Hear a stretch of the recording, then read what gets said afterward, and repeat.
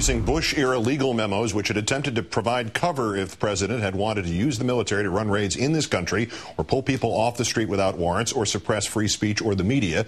Sources at the Justice Department today said, prepare yourself. There are more of these memos on the way, and right soon. And in our third story on the countdown, the new information dovetails perfectly with and may lend critical mass to tomorrow's Senate hearing about creating an independent truth commission on Bush's counterterrorism policies. The current Justice Department may soon disclose more secret opinions from the Bush years post 9/11 as part of an accelerated review process. This according to unnamed DOJ officials speaking to the New York Times. Legal memoranda on warrantless wiretaps and torture may be among those forthcoming. The 9 memos released yesterday, you may have heard, claimed extraordinary powers for the president, like the use of the military to make searches and seizures within the U.S. without a warrant, and the assertion from a memo dated October 23, 2001 that, quote, First Amendment speech and press rights may also be subordinated to the overriding need to wage war successfully.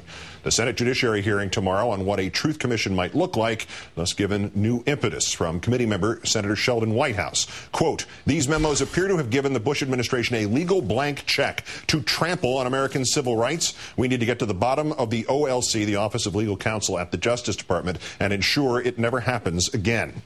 The memoranda are being released in part because of a civil lawsuit filed against this man, John Yoo, the Bush administration Assistant Attorney General, the man who authored many of these suspect legal opinions. He is being sued by Jose Padilla, who was detained for years as an enemy combatant, but who was ultimately convicted in a regular, old, civilian, criminal, quaint procedure. Let's call now upon constitutional law professor from George Washington University, Jonathan Turley. John, good evening. Hi, Keith. First, to the ones we already know about. Senator Whitehouse described these as a legal blank check. Am I wrong, or is the description maybe closer to something like a legal justification for a police state or a quasi-military takeover of the U.S. government? Well, these memos provide the very definition of tyranny. I mean, these memos include everything that a petty despot would want, from the military use of domestic use of the military in searches and seizures, suspension of free press, free speech, arrests of individuals without legal process. The amazing thing is that this is the blueprint of our government, not the people we were fighting. But what is really pathetic is the memo on January 15th, where Bradbury finally just says, we don't believe most of this stuff, that this is just something that can't be sustained. And so you got 8 years of constitutional terror for civil libertarians, followed by 5 days of legal contrition. And it's really quite pathetic. I mean, it's basically an effort of Bush lawyers to say, we want to go back into the bar, despite the fact that for the last 8 years we've been saying that we can suspend every element of a free nation. Oh, we repent, we repent. How much worse could this get? What do you suspect, what do you fear is in those memos we haven't seen yet that may be released shortly?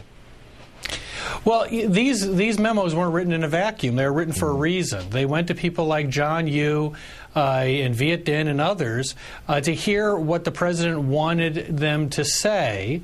And the question then is, what did they do in response? Well, we know, among other things, that they created a torture program. The question is, how much more don't we know?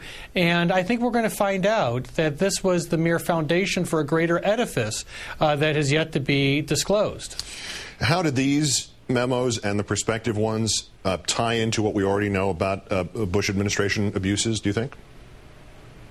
Well, it really, I have to tell you, I was taken aback. I've debated John Yoo. I've known him for years. And I still cannot believe that he would produce this type of work. First of all, it's really bad in terms of its legal analysis. I mean, he's arguing that powers of self-defense, where officers could use lethal force, can be a justification for warrantless surveillance. It's a type of stuff that you send back papers with law students over. And it really does show, I think, the great tragedy of a very bright individual working very, very hard to satisfy the president and to tell him what he wanted to hear. How this dovetails into the Truth Commission and this idea that Pat Leahy is going to have a conference tomorrow to basically throw out ideas about what to do if they go ahead with one. Senator Feingold tonight endorsed the idea of a Truth Commission, but he said you have to include at least the possibility of prosecution. It can't be a broad immunization policy. If that's part of the deal, can you and I support the Truth Commission? I'm going to defer to you on this.